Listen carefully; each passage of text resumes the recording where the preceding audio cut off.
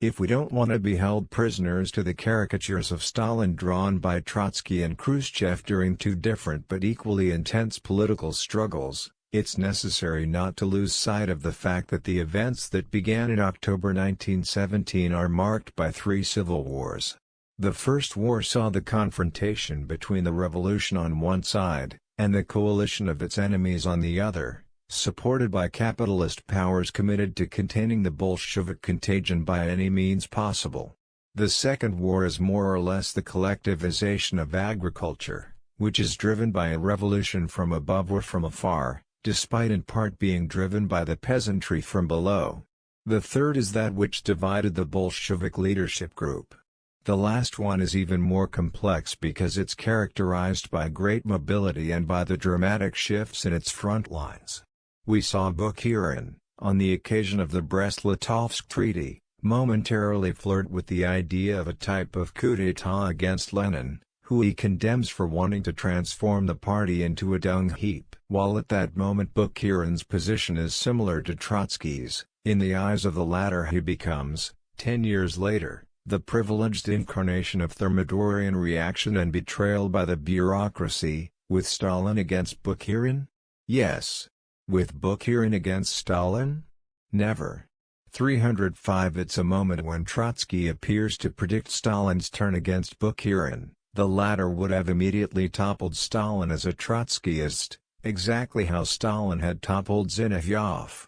We're in 1928 and there's already hints of the split between Stalin and Bukharin, who in fact, because of the abandonment of NEP, begins privately describing Stalin as the representative of neo-Trotskyism and as an unprincipled schemer, in the last analysis, as the worst and most dangerous enemy inside the party. 306 Thus, the former member of the Duumvirate proceeds down the path that will unite him with Trotsky.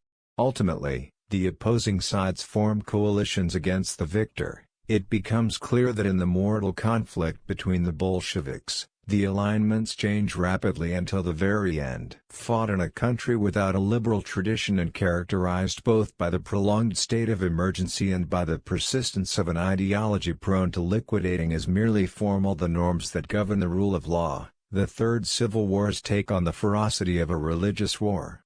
Trotsky, who considers himself the only man able to lead the revolution, is inclined to use any means available to make the false messiah fall from his throne.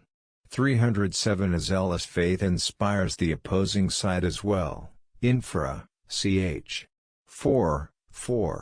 And the more Stalin is determined to eliminate all conspiratorial threats, including the most unlikely, the more heavily loom the clouds of a war that threatens the very existence of Russia and the homeland of socialism, and which therefore represent a mortal threat both to the national cause as well as the social cause, two causes Stalin is determined to lead. While their distinctions are hard to make out, the three civil wars become tied up in the interventions by this or that great power. The entirety of these convoluted and tragic conflicts vanish in the differing accounts, described first by Trotsky and later by Khrushchev, that tell simple fables and construct a monster who at his mere touch transforms gold into blood and dirt.